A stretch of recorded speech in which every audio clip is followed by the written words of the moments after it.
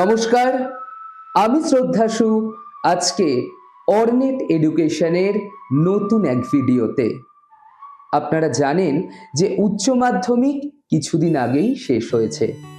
এরপর ছাত্রছাত্রীরা কোন পথে যাবে, কি করবে, তাদের ভবিষ্যৎ কিভাবে নির্ধারিত হবে, ট্রেন্ডিং কোর্সগুলো কি কি রয়েছে, সেই যাবতীয় উত্তর দিতে আজকে আমরা পেয়েছি অর্নেট এডুকেশনের স্টুডিওয়ে Bengal school of technology and ম্যানেজমেন্টের অ্যাসিস্ট্যান্ট প্রফেসর এবং এজিএম অ্যাডমিশন অ্যান্ড ব্র্যান্ডিংয়ের শ্রী ময়ূরজ্যোতি ভট্টাচার্য স্যারকে। নমস্কার স্যার। স্যার, এই যে বেঙ্গল স্কুল অফ টেকনোলজি এবং Bengal school of technology and management দুটো কলেজ, একটি ফার্মাসি এবং একটি ম্যানেজমেন্ট কলেজ, তো যেখানে অবস্থিত সেই জায়গা দিয়েই শুরু করি। সুগন্ধায় একটা প্রান্তিক এরিয়া হুগলির মধ্যে, এবং চারিদিক থেকে দেখলে দেখা যায় যে গ্রাম পঞ্চায়েত রয়েছে, বিভিন্ন মানে লোকেশনসগত দিক থেকে যদি বলি যে সম্পূর্ণ যারা একটু রুরাল এরিয়া, সেখানে হঠাৎ কলেজ করা এবং এতদিন আগে তার প্রস্তুতি এবং তাদের যে মানে ফিউচার প্ল্যানিং, সে যাত্রা পথ, এটা যদি একটু বলেন শুরুতে। যদি বলতে হয় তাহলে আমাদের ফিরে যেতে হবে 2006। 2006-এ এই কলেজটি শুরু হয়, এবং প্রথম যখন শুরু হয় তখন ওটা বেঙ্গল স্কুল অফ টেকনোলজি নামটি ছিল। ম্যানেজমেন্ট সেই মুহূর্তে তখন আলাদা করে এই নামটি ছিল না। এবং বেঙ্গল স্কুল অফ টেকনোলজিতে প্রথম অবশ্যই ফার্মেসি কোর্স দিয়ে শুরু হয় 2006-এ। তারপর 2007-এ সেখানে চলে আসে হচ্ছে আমাদের ম্যানেজমেন্ট কোর্সগুলো। আচ্ছা। এবং ধীরে ধীরে কিছু কোর্স পরে বেড়েছে আস্তে আস্তে এইভাবেই, এবং ভবিষ্যতেও নিশ্চয়ই আমাদের বাড়বে। তো শুরুটা ঠিক ওভাবেই, এবং এর পেছনে যারা রয়েছেন, নেপথ্যে যারা আছেন, তাদের হয়তো সবসময় আমাদের সামনাসামনি আমাদের ছাত্রছাত্রীরা তাদের কার্যকলাপগুলো হয়তো সেভাবে দেখতে পারে না, তবে তারা সবসময় থাকেন, আমাদের পাশে থাকেন।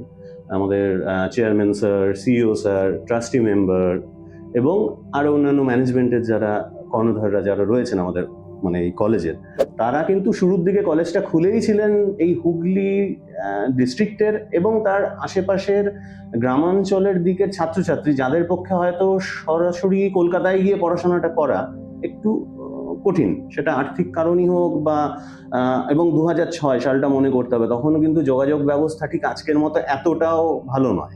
একদম একদম সেই সময় ওই একদম অবশ্যই যে মানে ওই গ্রাম্য অঞ্চল, এবং এখন আমাদের কলেজের যা স্ট্রাকচার বা আশেপাশের রাস্তাঘাট এতটাই উন্নত হয়েছে, সে সময়টা কিন্তু ততটা ছিল না।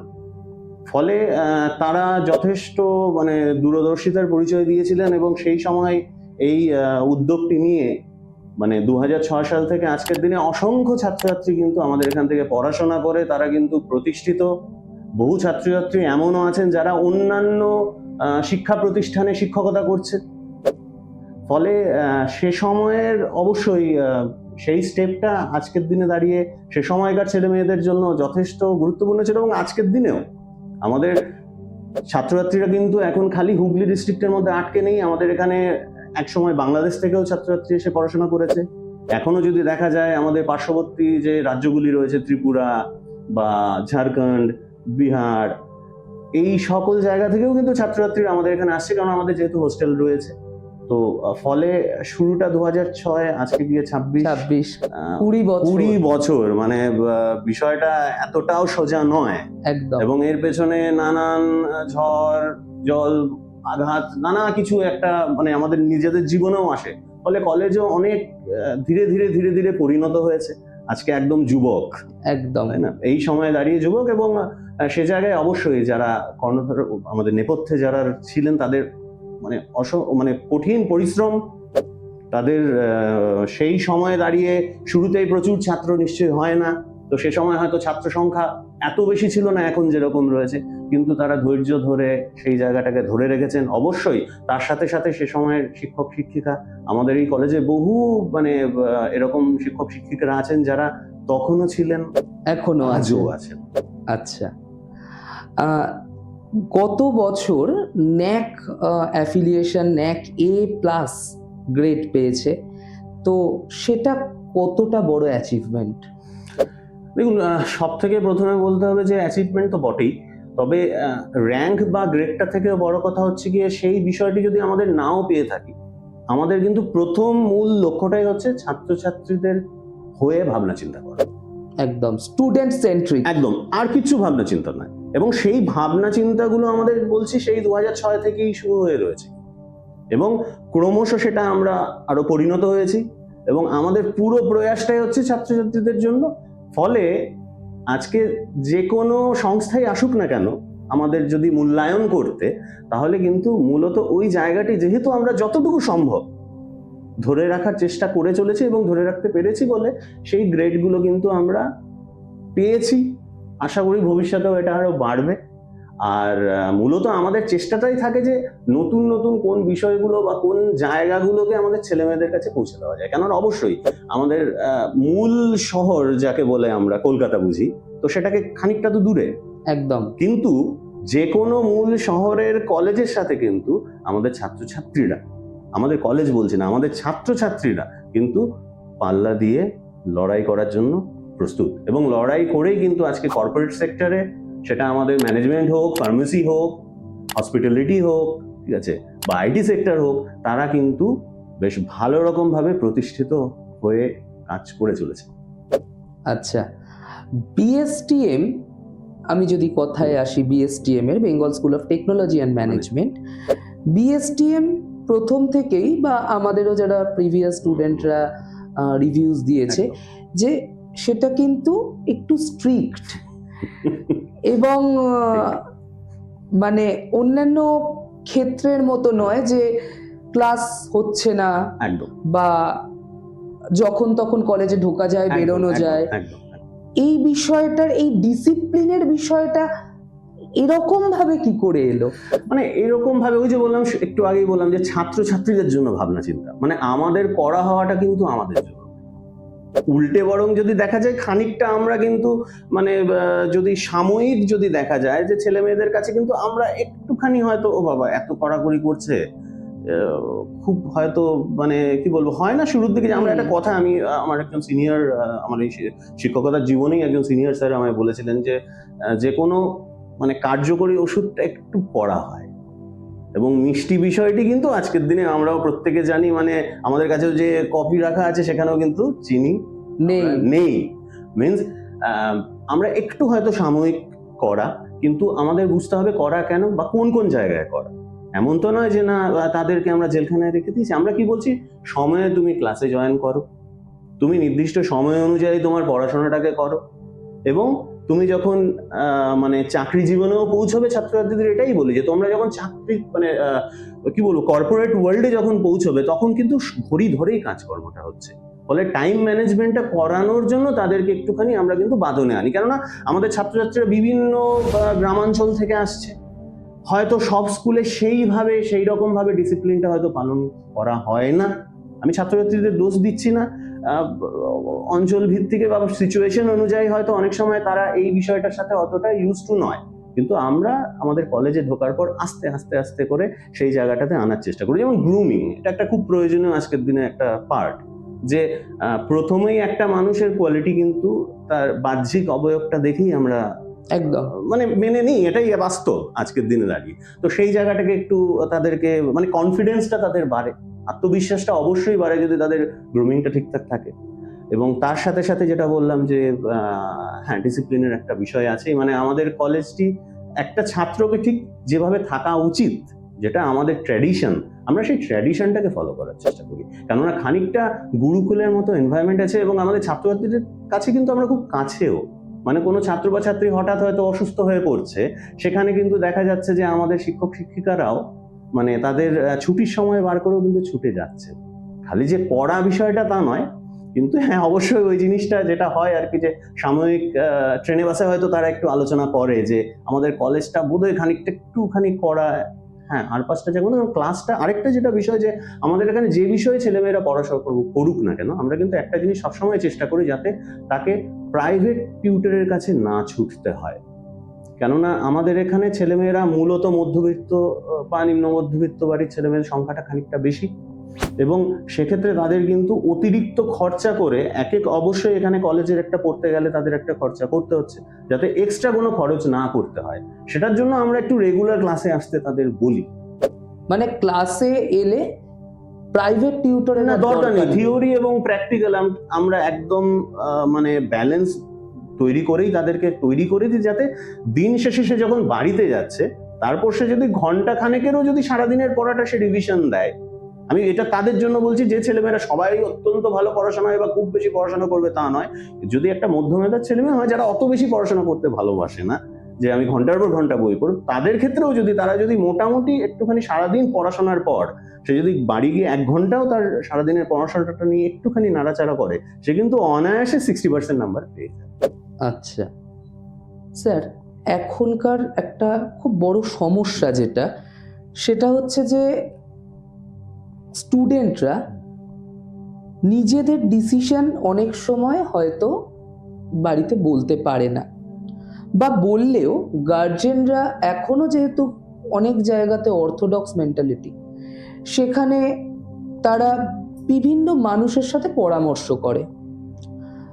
যদি একটা উদাহরণ দিই, হয়তো তার কোনো আত্মীয়র ছেলে বিসিএ পড়ে খুব ভালো জায়গায় আছে, তো সেই স্টুডেন্ট যখন বলছে যে না আমি হোটেল ম্যানেজমেন্ট পড়বো, তাকে বলা হচ্ছে যে না তুমি বিসিএই করবে, বাট তার হয়তো ম্যাথামেটিক্স নেই, বা তার হয়তো অঙ্ক বা এআই রিলেটেড টেকনিক্যাল জিনিস ভালো লাগে না, তো সেখানে কোথাও গিয়ে একটা প্রেশার থাকে।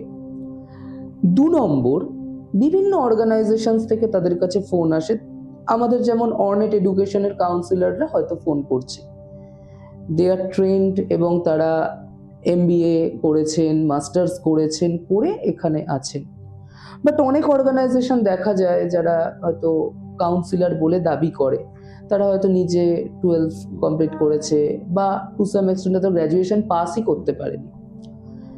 তো একটা স্টুডেন্টের যদি আমি দিক থেকে তাকিয়ে দেখি, সেই স্টুডেন্ট কি করে বলবে, মানে বুঝবে যে কে প্রপার ঠিকঠাক কাউন্সিলর? এবং 2 নম্বর বিষয় হচ্ছে যে বাড়িতে এই যে যারা আত্মীয় বা যারা তাকে গাইড করছে, সেই জায়গাটাকে কি করে সে স্কিপ করে তার বক্তব্যটা রাখবে, এটা যদি একটু বললেন। একদম, খুব মানে এটা একটা খুব ভাইটাল প্রশ্ন আজকের দিনে দাঁড়িয়ে, মানে এবং এটা একদম মানে সঠিক সময়ও, কারণ এই সিচুয়েশনটা জাস্ট এবছর যারা উচ্চ মাধ্যমিক বা 10+2 দিল তাদেরকে এখন ফেস করতেই হবে। একদম। তো প্রথমেই আমার মনে হয় যে যাদের দ্বারা তারা প্রভাবিত হবে বা হওয়া উচিত, যাদের দ্বারা প্রভাবিত, অবশ্যই দেখা উচিত তাদের ব্যাকগ্রাউন্ডটা কি আছে। হ্যাঁ, XYZ একটা কল আসতেই পারে, কিন্তু সেই কলের ওপরই ভরসা করে নয়, তারা একটা যদি কি বলবো স্ট্রাকচার্ড অর্গানাইজেশন হয়, তার একটি অফিস থাকবে, সেখানে যাবে, গেলে পরে মুখোমুখি তাদের কথা হবে, এবং ব্যাকগ্রাউন্ড, এডুকেশনাল ব্যাকগ্রাউন্ডটা তো দরকার। আমার কাছে যা আছে সেখান থেকে আমি কিছু দিতে পারি, যদি আমার কাছে সেই সংক্রান্ত অভিজ্ঞতাই না থাকে, তাহলে আমি একটা ভুল ভাল একটা কোনো কোর্সের দিকে ঠেলে দেবো, যেটা অবশ্যই যার ম্যাথে দুর্বলতা আছে, কিন্তু আমার মামার ছেলে আজকে একটি মাল্টিন্যাশনাল আইটি কোম্পানিতে চাকরি করছে, যে কোনো কম্পিউটারের কোর্স, সেটা বিটেক হোক, বিসিএ হোক, বিএসসি কম্পিউটার সায়েন্স হোক, যেটাই হোক না কেন, কারণ আগে আমাকে বুঝতে হবে কম্পিউটার নিয়ে পড়তে গেলে আমার ম্যাথের ওপরে কিন্তু একটুখানি ভালো লাগার জায়গাটা দরকার। একদম। প্রথম বিষয় হচ্ছে ভালো লাগা আছে কিনা, অবশ্যই কম্পিউটারের উপর ভালো লাগা বা ম্যাথের উপরে। আমি ছোট্ট জাস্ট একটা এক্সাম্পল দিই, যে একই ঘটনা আমার ছাত্রছাত্রীদের ক্ষেত্রেও ঘটেছে, আমি নিজের সামনে দেখেছি। তবে এক্ষেত্রে হয়তো কোনো মামা বা কাকা দাদা নয়, তাদের বাবা মার একটুখানি ইচ্ছে ছিল যে কম্পিউটার নিয়ে পড়ুক, কিন্তু সেই স্টুডেন্ট শুরু থেকেই কিন্তু সে মোটামুটি বলছিল যে আমি হসপিটালিটি নিয়েই পড়বো, আমি ট্যুরিজম সেক্টর, অ্যাভিয়েশন বা এই ধরনের যে সেক্টরগুলো আছে যেখানেতে আমি একটু বাইরে ঘুরতে পারবো, আমার অত এইভাবে পড়তে ভালো লাগে না, কিন্তু আমি লোকের সাথে কথা বলতে ভালোবাসি, এবং যথেষ্ট সে কি বলবো প্রেজেন্টেবল এবং স্মার্ট ক্যান্ডিডেট। কিন্তু বাবা আমার চাপে পড়েই হোক বা যে কোনো কারণেই হোক, তাকে কম্পিউটার নিয়ে সে ভর্তি হলো, আমাদের কাছেই ভর্তি হলো। হওয়ার পর কিন্তু কিছু বছর পর যাওয়ার পর দেখা যাচ্ছে যে ফলাফল পরীক্ষার আশানুরূপ হচ্ছে না, মানসিকভাবে সে খানিকটা ভেঙেই পড়ছে।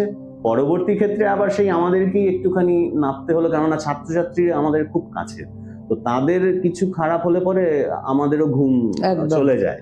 তো তাকে আলাদা করে আমরা বসালাম আমাদের যারা সিনিয়র শিক্ষক শিক্ষিকা আছেন, এবং তাদের বুঝিয়ে মোটামুটি সে এখন পরবর্তী ক্ষেত্রে কিন্তু তার পছন্দের কোর্সের নিয়েই হয়তো আবার আমাদের কাছেই আসবে, কোর্সটা পাল্টাবে। হ্যাঁ, মাঝে তার কিন্তু একটি বছর নষ্ট হয়ে গেল, কিন্তু এই ধরনের ভুল ডিসিশন কিন্তু এই জায়গায় ছেলে মেয়েদেরকে এনে দিতে পারে। তাই সঠিক মানুষটা দরকার। আর পাড়ার চায়ের দোকানে বা XYZ মামা কাকা জ্যাঠা তাদের কথায় পুরোপুরি প্রভাবিত না হয়ে অন্ততপক্ষে আপনাদের মতো যারা ট্রেন্ড কাউন্সিলর আছেন, যারা ছাত্রছাত্রীদের মনস্তত্ত্বটা বোঝেন, মানসিক জায়গাটা বোঝেন যে কার পক্ষে কোন কোর্সটা নিতে পারবে, সেরকম প্রফেশনালসদের কাছে যাওয়াটাই কিন্তু অত্যন্ত জরুরি। না হলে কিন্তু এরকম ভাবে সময় বা আরো বড় ধরনের ক্ষতিও হতে পারে।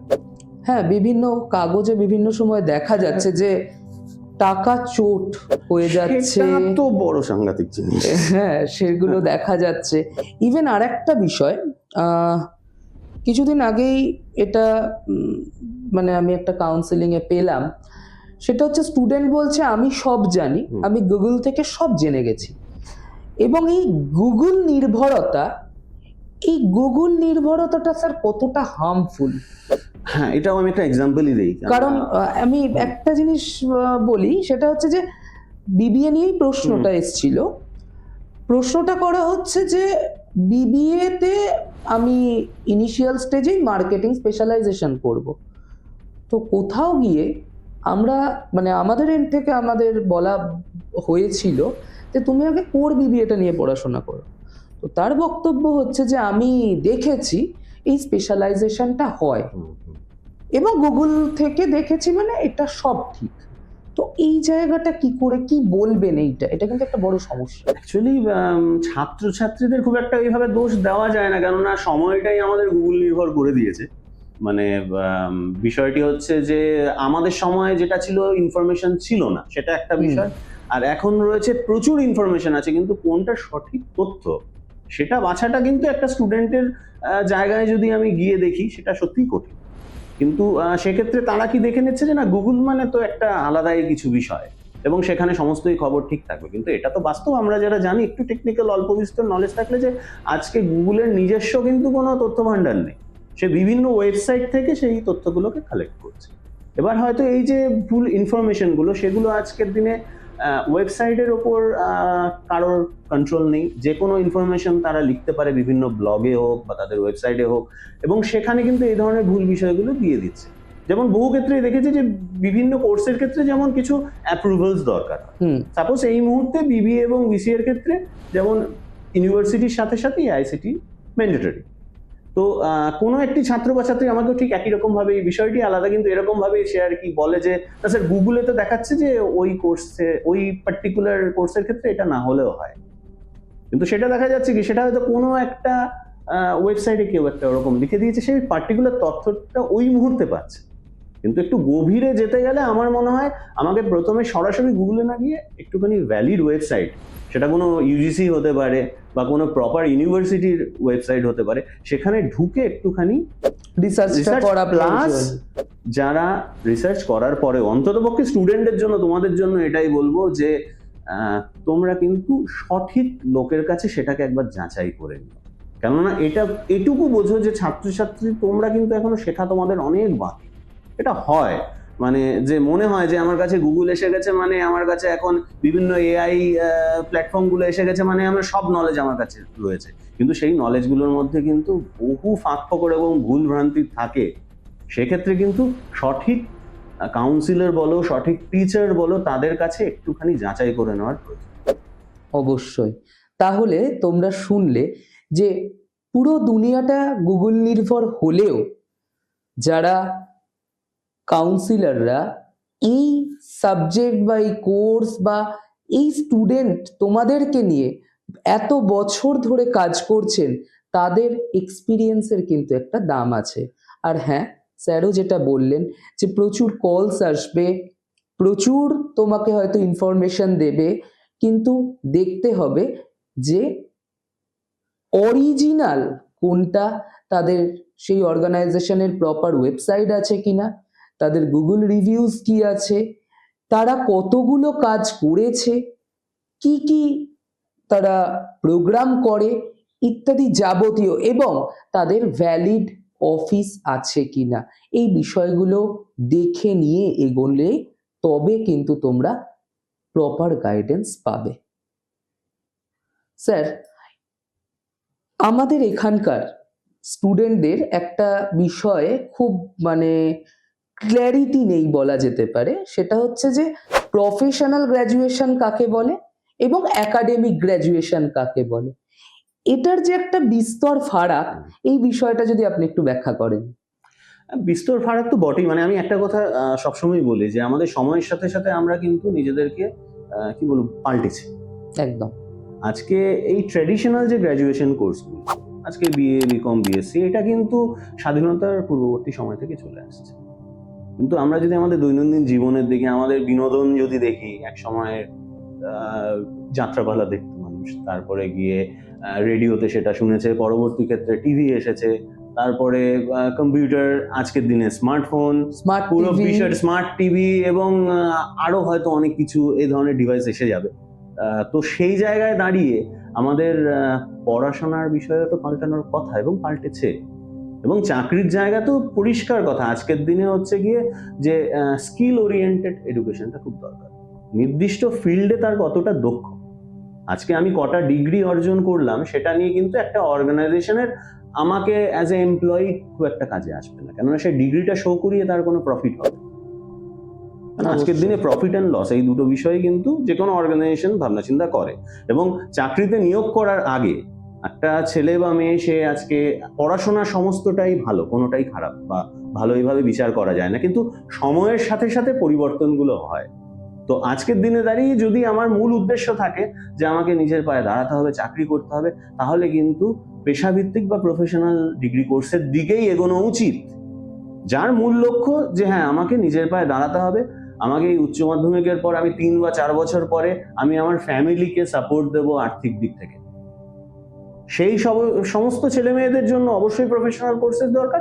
হ্যাঁ, এবার সবার ক্ষেত্রে সেই প্রয়োজনীয়তা নাই থাকতে পারে, যার ক্ষেত্রে মনে হচ্ছে যে না, আমার ভান্ডার অফুরন্ত আছে, আমার পারিবারিক ভান্ডার, যেখানে আমার খুব একটা প্রয়োজন নেই যে আমাকে ইমিডিয়েট নিজের পায়ে দাঁড়াতে হবে বা চাকরি করতে হবে। আমি আমার বিষয়ের ওপর ভালোবাসা আছে, আমার বাংলা সম্পর্কে আমি আরো জানতে চাই, তো সেটা করা যেতে পারে। কিন্তু যে ছেলে বা মেয়ের ক্ষেত্রে নিজের পায়ে দাঁড়াতে হবে, তার ভালো লাগা সেই ভাষার ওপর থাকলে পরেও সেই ভালো লাগাটা তার ওই প্রফেশনাল কোর্সের সাথে সাথেও কিন্তু চালানো যায়। কেননা আজকের দিনে দাঁড়িয়ে আমার অন্ততপক্ষে খুব এরকম নলেজে নেই যে খুব বড় সাহিত্যিক যিনি খালি বাংলা নিয়ে পড়াশোনা করেই সাহিত্যিক হয়েছে। একদম। কেউ হয়তো কেমিস্ট্রি নিয়ে পড়েছেন, কেউ ম্যাথমেটিক্স নিয়ে পড়েছেন, তাই। এবং আমাদের ইদানিং কালেও কিন্তু ইঞ্জিনিয়ারিং বা ম্যানেজমেন্টের পাঠ পড়েও তারা কিন্তু সাহিত্য জগতে আসছেন। আমি জাস্ট একটি উদাহরণ দিচ্ছি, সেটা সঙ্গীত হতে পারে, যে কোনো ফিল্ডই হতে পারে। তাই মূলত আমার যদি নিজের পায়ে দাঁড়ানোটা প্রয়োজন হয়, তাহলে কিন্তু আমাকে সেই ধরনের কোর্সগুলোর দিকেই যেতে হবে, যেখানে পাশ করার পর আমি নিজের পায়ে দাঁড়াতে পারি, নিজের যোগ্যতায় একটা চাকরি অর্জন করতে পারি। ব্যাপারটা অনেকটা এরকম যে মানি এলে তবেই কিন্তু লাইফটা হানি হবে। একদম একদম। আগে নিজের জায়গাটাকে আমাকে স্টেবল হতে হবে, তারপরে আমার ভালো লাগার জায়গাগুলো করার। আর পড়াশোনার তো শেষ নেই। আজকের দিনে যা এখন এডুকেশন সিস্টেম, তাতে তো আমি পড়াশোনা একটা গ্র্যাজুয়েশন করে চাকরিতে জয়েন করার পরেও আমি চাইলে অন্য কোনো বিষয় নিয়ে এখন তো ইভেন একটা ফুল টাইম কোর্সের সাথে সাথে একটা পার্ট টাইম কোর্সও করার সুযোগ আছে, সেটাও আছে। এখন যা আমাদের পড়াশোনার বিষয়টি এমন ভাবে এগোচ্ছে এবং অনলাইনে চলে এসেছে সবটাই। তো সেই ক্ষেত্রে আমার মনে হয় যে অবশ্যই সেই ছেলে মেয়েগুলোর ক্ষেত্রে কিন্তু প্রফেশনাল কোর্সের দিকে এগোনো উচিত, যাতে নিজের পায়ে দাঁড়াতে হবে। একদম। স্যার, বিএসটি এবং বিএসটিএম এই দুটো কলেজে কি কি কোর্স আপনারা অফার করছেন ছাত্রছাত্রীদের জন্য? এই মুহূর্তে যদি আমি বেঙ্গল স্কুল অফ টেকনোলজির কথা বলি, যেটা মূলত সায়েন্সের স্টুডেন্টদের জন্য, সেখানে ডি ফার্ম, বি ফার্ম এবং এম ফার্ম, আচ্ছা, ফার্মেসির এই কোর্সগুলি আমরা অফার করছি। আর ম্যানেজমেন্টের যে সেকশনটা আমাদের আছে, Bengal school of technology and management, এখানে সায়েন্স, আর্টস, কমার্স যে কোনো স্টুডেন্টই আসতে পারে। ওকে।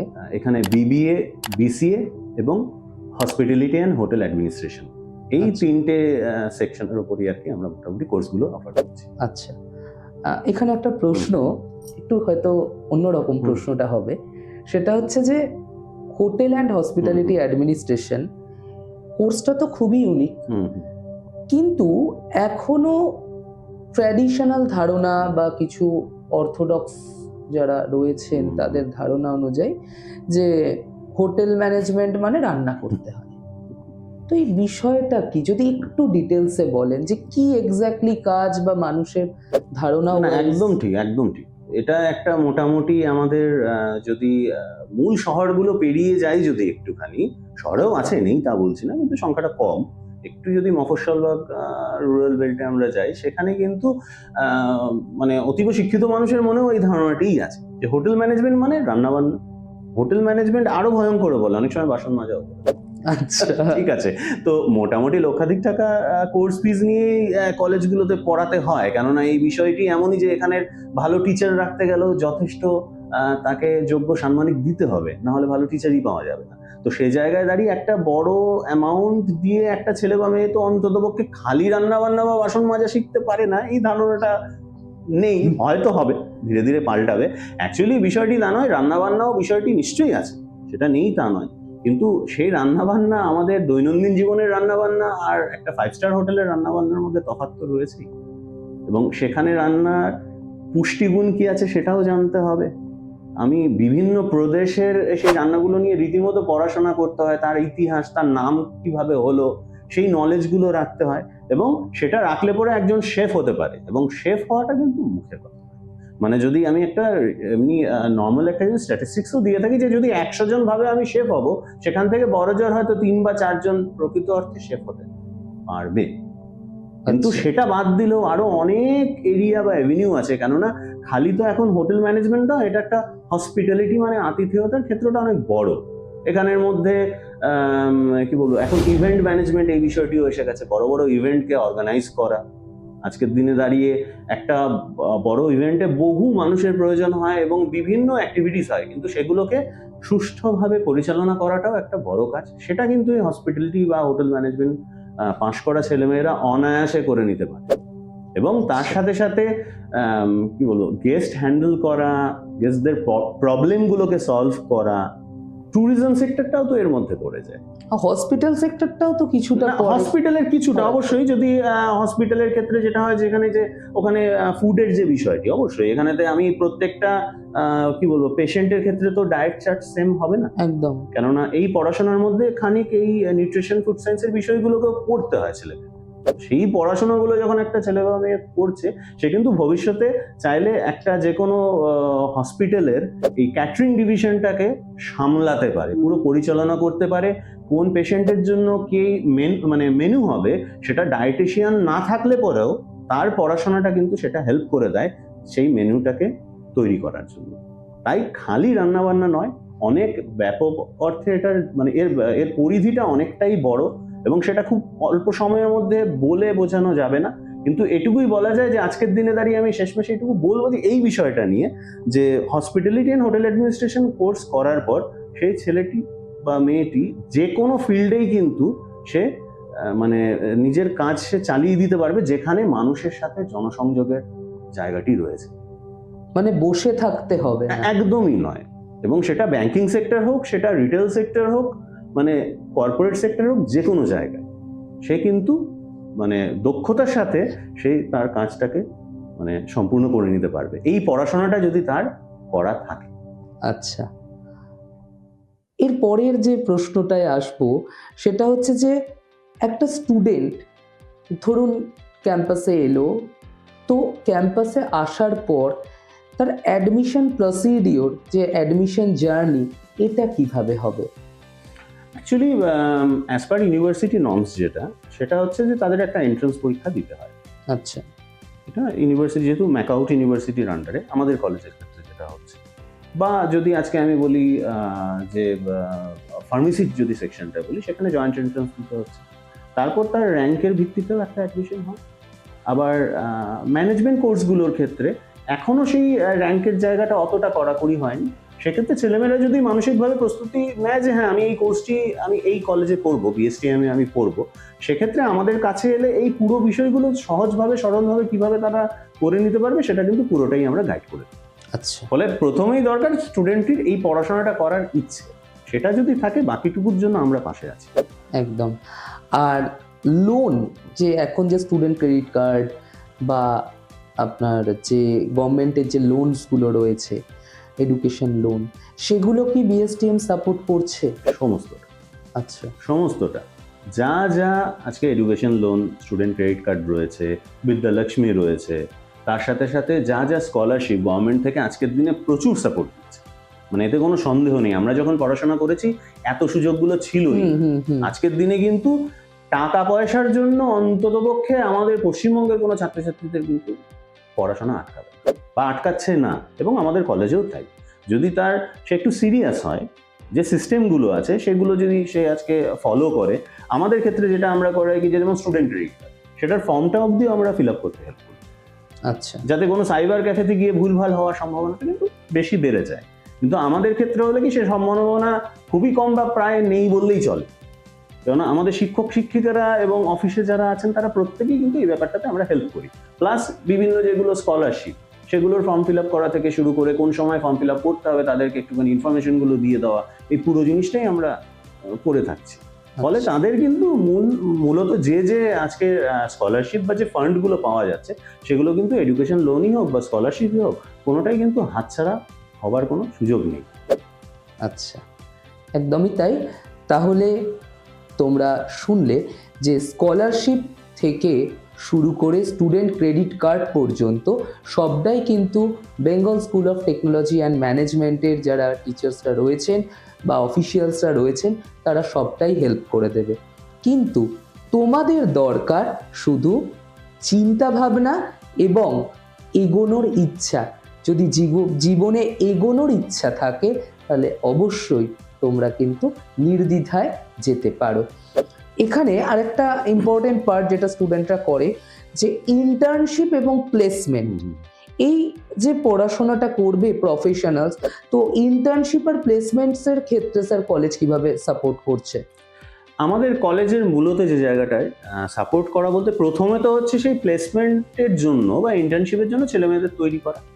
একদম। যেটা একটু শুরুতেও বলেছি যে ওর জন্য একটু ডিসিপ্লিন, একটু কড়াকড়ি, একটু প্রপার মানে পদ্ধতিতে তাদেরকে নিয়ে যাওয়া, যাতে তারা যখন ইন্টারভিউ বসবে তখন কিন্তু তাদের ওই যে কনফিডেন্সটা নিজে থেকেই চলে আসে, একদম নিজে থেকেই চলে আসে। তার জন্য আলাদা ওই ইন্টারভিউ এর আগে আমাকে প্রিপারেশন নিতে হচ্ছে, সেই ব্যাপারটা নাই আছে। যে সে আজকে 3 বা 4 বছর ধরে সেই প্রিপারেশন সে নিচ্ছে। ডে ফার্স্ট থেকেই আমাদের টার্গেট থাকে এবং আমাদের মাথায় থাকে, এবং আমরাও চেষ্টা করি ছেলেমেয়েদের মাথায় এটা ঢুকিয়ে দিতে, যে এই কলেজে তোমরা কিন্তু আসছো এখান থেকে বেরিয়ে একটা চাকরির দিকে এগোতে। হ্যাঁ, স্যালারিটা আমরা কখনোই ফিক্সড কি হবে সেটা কখনোই বলি না, কেননা অ্যাকচুয়ালি এটা বলাও যায় না। যদি বলা হয় তাহলে মিথ্যে কথা বলা হবে, কেননা কোন স্টুডেন্ট শুরুর দিনে এটা বলা খুব মুশকিল যে সে আজকে 4 বছর পর বা 3 বছর পর ঠিক সে কতটা এই বিষয়টাকে আত্মস্থ করতে পারবে। একদম। কিন্তু কি এটুকু বলতে পারি যে আজকের দিনে দাঁড়িয়ে আমাদের মানে পার্শ্ববর্তী যে জায়গাগুলোতে ওপেনিংস থাকে, রিনাউন্ড অর্গানাইজেশনগুলো, সেই সবকটা অর্গানাইজেশনেই কিন্তু আমাদের ছাত্রছাত্রীরা রয়েছে, এবং প্রতি বছরই কিন্তু আমাদের এখান থেকে সেই প্রত্যেকটা জায়গাতেই কিন্তু আমাদের ছাত্রছাত্রীরা সুযোগ পাচ্ছে চাকরি করার। এবং ইন্টার্নশিপের ক্ষেত্রেও এটা আমরা খুব বেশি জোর দিই, কেন কিনা পড়াশোনা আমাদের কলেজে পড়ছে সেটা খানিকটা থিওরি বা প্র্যাকটিক্যালের একটা লিমিটেশন, কিন্তু সে যখন মানে প্রকৃত অর্থে যতক্ষণ না ইন্ডাস্ট্রির ছোঁয়া পাবে, যতক্ষণ না অব্দি ওই মানে ছায়া থেকে একটু রোদের দিকে যাবে, অবশ্যই কর্পোরেট সেক্টর একটু রোদ, একটুখানি কড়া, একটুখানি কঠিন সিচুয়েশন, অল্প পলিটিক্স, সব কিছুই থাকে। তো সেই জিনিসগুলো সমস্তটা বুঝতে হলে কিন্তু ইন্টার্নশিপের খুবই প্রয়োজন, এবং আমরাই চেষ্টা করি কি যে এটা যেন প্রত্যেকটা ছাত্রছাত্রী আমাদের ইন্টার্নশিপের জন্য তারা সুযোগটা পায়, এবং তারা করছেও। হ্যাঁ, এখন যেমন বিভিন্ন ধরনের তার ধারা পাল্টেছে। সবসময় ইন্টার্নশিপ যে প্রতিদিন অফিসে গিয়েই করতে হচ্ছে তা নয়, অনেক সময় সেটা ওয়ার্ক ফ্রম হোম কনসেপ্টটাও অবশ্যই এখানেও এসেছে, এবং চাকরিতে এসেছে, ইন্টার্নশিপেও এসেছে। হাইব্রিড মডেল, একদম, এখন হাইব্রিড মডেল, একদম এক্স্যাক্টলি এটাই, যে মানে এই ওয়ার্ডটাই একদম, যে হাইব্রিড মডেল। কখনো সে বাড়ি থেকে করছে, কখনো সে অফিসে যাচ্ছে, কিন্তু এই পুরো এটাই এখন সময়ের সাথে সাথে এভাবেই মানে পরিবর্তনগুলো হচ্ছে। তো সেখানে কিন্তু আমাদের ছেলেমেয়েরা খুব সহজেই মানিয়ে নিতে পারছে, কেননা তারা কিন্তু অলরেডি এই বিষয়গুলো নিয়ে মোটামুটি আমাদের কাছে জেনেই তারা ওই জায়গাতে যাচ্ছে, সেটা ইন্টার্নশিপই হোক, এবং অবশ্যই ইন্টার্নশিপ করার পর আবার সে আসছে, পড়াশোনা করছে, তারা আলোচনা করছে, তারা তাদের প্রেজেন্টেশন দিচ্ছে আমাদের কাছে যে কি কি আমরা শিখলাম, কি কি আমরা প্রবলেম ফেস করলাম, এবং সেই একজনের কি বলবো অভিজ্ঞতা আরেকজন শুনতে পাচ্ছে। কারণ প্রত্যেকে একই জায়গায় ইন্টার্নশিপ করছে তা তো নয়। আজকে 60টি ছেলে মেয়ের মধ্যে প্রত্যেকে হয়তো আলাদা আলাদা জায়গায়, কিন্তু একজনের প্রবলেমটাকে তারা ডিসকাস করছে, অনেকটা কেস স্টাডিজের মতো আর কি। ফলে সেক্ষেত্রেও কিন্তু ছেলেমেয়েরা উপকৃত হচ্ছে, একজনের প্রবলেম জেনে সেই সলিউশনগুলো তারা শুনতে পাচ্ছে, বা সেগুলো আমরা আলোচনা করছি যে কোথায় ভুলটা হয়েছিল। তো এই জায়গাগুলোতে কিন্তু আমরা জোর দিই, এবং আমাদের পড়াশোনার ক্ষেত্রেও সেটাই, মানে এই কেস স্টাডিজ এগুলোর উপরে আমরা একটুখানি প্রেশার দিই। কেননা কাজের ক্ষেত্রে কিন্তু খালি বইয়ের নলেজ দিয়ে প্রবলেম সলভ করা যাবে না, উপস্থিত বুদ্ধিও যেমন দরকার, এবং অতীতের এই ঘটনাগুলো হেল্প করে যে কোন অর্গানাইজেশনে কি সিচুয়েশন হয়েছিল, সেক্ষেত্রে আমরা কিভাবে তারা ওই প্রবলেমটা থেকে বেরিয়ে এসেছে। আচ্ছা, তো স্যার যদি কিছু কোম্পানিজ মানে স্ট্রিম ওয়াইজ বিবিএ, বিসিএ এবং হোটেল অ্যান্ড হসপিটালিটি ম্যানেজমেন্ট হিসাবে যদি কিছু কোম্পানিজের টাই আপস এর কথা একটু বলেন। টাই আপস বলতে ইন দ্য সেন্স আমি কোম্পানির নাম আলাদা করে সেভাবে আমি বলছি না, কারণ কিছু টেকনিক্যাল ইস্যুস থাকে, ঠিক আছে, কিন্তু আমি এটুকুই বলছি যে যা যা আজকের দিনে রিনাউন্ড অর্গানাইজেশন আছে, এবং আমাদের ওয়েবসাইটটা ফলো, আমি বলবো একটু আমার ওয়েবসাইট ফলো করুন, সব এখানে না হয় বলছি না, একটুখানি এই জিনিসগুলোর জন্য একটু আমার ওয়েবসাইটে এলে সেই ডিটেলস গুলো পেয়ে যাবে। স্যার উচ্চ মাধ্যমিক তো কিছুদিন আগেই শেষ হলো, তো এখন স্টুডেন্টরা মোটামুটি ফ্রি, তো এই সময় বা তাদের ডিসিশন নেয়ার ক্ষেত্রে আপনি কি বার্তা দিচ্ছেন স্টুডেন্টদেরকে? প্রথমেই অবশ্যই বলবো যে হ্যাঁ, এখন পরীক্ষা মিটেছে, কিছুদিন অবশ্যই একটুখানি আনন্দ, সামনেই বিভিন্ন উৎসব আসছে, সেগুলো ঠিক আছে, সেই সময়টা কাটানো হোক, কিন্তু খুব বেশি দিন কিন্তু ওভাবে ঘুমিয়ে কাটালে সমস্যা আছে। কেননা এখনের সময় কিন্তু মানে কি বলবো অত্যন্ত গতির সাথে মানুষজন দৌড়চ্ছে, এবং কম্পিটিশন সাংঘাতিক। কেননা খালি আমার নিজের গ্রাম, নিজের শহর, নিজের রাজ্য নয়, পুরো দেশের ছাত্রছাত্রীদের সাথেই কিন্তু আজকে ছাত্রছাত্রীদের কম্পিটিশনটা। তাই বলবো এই মাঝের এই অবসরের সময়টা, যতক্ষণ না অবধি কোনো কোর্স আমরা ডিসিশন নিতে পারছে একটা ছাত্রছাত্রী, ততক্ষণের মধ্যে আজকের দিনে দাঁড়িয়ে ইন্টারনেটে বহু ছোট ছোট কি বলবো ফ্রি স্কিল ডেভেলপমেন্টের কোর্স হয় অনলাইনে কিছু ঘন্টার বেসিসে, সেগুলো যদি করে নেওয়া যায়, নিজের যদি স্কিলটাকে বাড়িয়ে নেওয়া যায়, সেটা করবো, সেটা করে নিও। তার সাথে সাথে বলবো যে দেরি না করতে, যদি মনে হচ্ছে আমি কোনো বিষয় নিয়ে পড়বো, সেক্ষেত্রে সঠিক কাউন্সিলরের হেল্প নিয়ে সঠিক কলেজ, যেটা তোমাদের সমস্ত দিক থেকে মনে হচ্ছে যে হ্যাঁ এই জায়গাটি আমার জন্য ঠিকঠাক জায়গা, সেখানে তোমরা নিজেদের অ্যাডমিশন প্রসেসটা এগিয়ে রাখো। এখন বিভিন্ন স্বনামধন্য কলেজগুলোতে কিন্তু মোটামুটি প্রভিশনারি অ্যাডমিশন, বা যেটা সহজ ভাষায় বলা হয় এখন সিট বুকিং, সেটা কিন্তু চালু হয়ে গেছে। ফলে সেটা খুব দেরি করলে পরে কিন্তু দেখা যাবে যে পছন্দের বা ভালো কলেজগুলোতে কিন্তু আর সেভাবে সহজে সুযোগটা আর হাতছাড়া হয়ে গেল। মানে এখন প্রফেশনাল কলেজের ক্ষেত্রে তো সিট ক্যাপাসিটিও লিমিটেড, আমরা চাইলেও আমরা বাড়াতে পারবো না। কিছু নিয়ম কানুন আছে, সেগুলোকে আমাদের অবশ্যই আমাদের মতো যারা একটু ঠিকঠাক ভাবে যে কলেজগুলো চলে, তারা অবশ্যই সেই নিয়মগুলো পালন করেই চলে। ফলে ঠিক যতটা সিট দেওয়া আছে, ঠিক ততটা সিটের ওপরেই অ্যাডমিশনটা হবে। তাই ওই সিট বুকিং প্রসেসটা খুব তাড়াতাড়ি, ওটাতে দেরি করে লাভ নেই।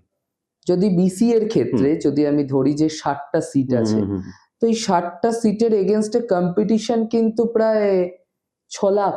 অবশ্যই, কেননা আজকের থেকে যদি আমি এটা 10 বছর আগে চলে যাই, তখন মূলত দেখা যেত কম্পিউটার বা বিসিএ নিয়ে সায়েন্সের ছেলে মেয়েরাই মূলত এগোচ্ছে। এখন কিন্তু প্রত্যেকটা স্ট্রিম থেকেই এখন আসতে পারছে, ফলে কম্পিটিশন তো অবশ্যই বাড়ছে। এবং এটাও ঠিক যে প্রফেশনাল কোর্সের দিকে কিন্তু চেতনাও বেড়েছে। আগের মতো সেই মানে ওই ট্র্যাডিশনাল কোর্সের দিকে যে একটা বিরাট গড্ডলিকা প্রবাহ যেটা ছিল, যে একটা পুরো চলছেই লম্বা লাইন, সেই লাইনটা কিন্তু এখন ধীরে ধীরে কমতেও দেখছি আমরা। অবশ্যই। ফলে সেক্ষেত্রে ভালো কলেজগুলোর ক্ষেত্রে কিন্তু তখন চান্স পাওয়া মুশকিল হয়ে যাবে যদি এখনো তোমরা ঘুমিয়ে থাকো। একদমই তাই। তাই কিছুদিনের ব্রেক ঠিক আছে, কিন্তু আমি বলবো খুব বেশি দিন যেন সেটা না হয়, এটুকুই। অবশ্যই। তাহলে তোমরা শুনলে যে ব্রেক অবশ্যই নিতে হবে, কিন্তু বেশি দিন যেন সময় দেরি না হয়ে যায়, কারণ সিট লিমিটেড, কম্পিটিশন অনেক বেশি। যারা উচ্চ মাধ্যমিক দিয়েছো, যারা মনে করছো যে আমি আমার পছন্দের কোর্সে ভর্তি হব, তারা কিন্তু খুব বেশি সময় নষ্ট করো না, তাহলে তোমার পছন্দের কোর্স কিন্তু হাতছাড়া হতে পারে। আমাদের স্ক্রিনে দেওয়া নম্বরে অলরেডি অ্যাডমিশনের জন্য যোগাযোগ করতে পারো এবং ডাইরেক্ট কলেজের সাথে কথা বলে তোমরা তোমাদের অ্যাডমিশন প্রসেস কমপ্লিট করতে পারো। ওয়েবসাইট অলরেডি দেওয়া রয়েছে, তোমরা ওয়েবসাইটের মাধ্যমে গিয়েও অ্যাডমিশন প্রসেস করতে পারো। তাহলে সম্পূর্ণ উত্তর হয়তো আমরা তোমাদেরকে দিতে পারলাম এবং ভবিষ্যতে তোমরা আরও যাতে এগিয়ে যেতে পারো সেই শুভকামনাই তোমাদের জন্য রইল। আজকের মতো এইটুকুই। সাথে থেকো, ভালো থেকো। নমস্কার স্যার। এতক্ষণ আপনারা ছিলেন অর্নেট এডুকেশনের ইউটিউব চ্যানেলে। এরকম ভিডিও আরও দেখতে আপনারা আমাদের চ্যানেলটিকে লাইক করুন, শেয়ার করুন এবং সাবস্ক্রাইব করুন। কি ভিডিও বা কোন কোর্স রিলেটেড ভিডিও আপনারা দেখতে চান তার জন্য কমেন্ট বক্সে কমেন্ট করতে কিন্তু ভুলবেন না। আর নতুন ভিডিও সবার আগে নোটিফিকেশন পেতে আমাদের বেল আইকনটি প্রেস করে রাখুন। সবার আগে সব ভিডিওর লিঙ্ক আপনারা পেয়ে যাবেন। সাথে থাকবেন, পাশে থাকবেন এবং যারা উচ্চ মাধ্যমিক কমপ্লিট করলে তাদের আগামী দিনের জন্য অনেক শুভকামনা রইল। কারণ একটা কথা মনে রাখবে, যে বোঝে সে খোঁজে, যে খোঁজে সেই পায়। নমস্কার।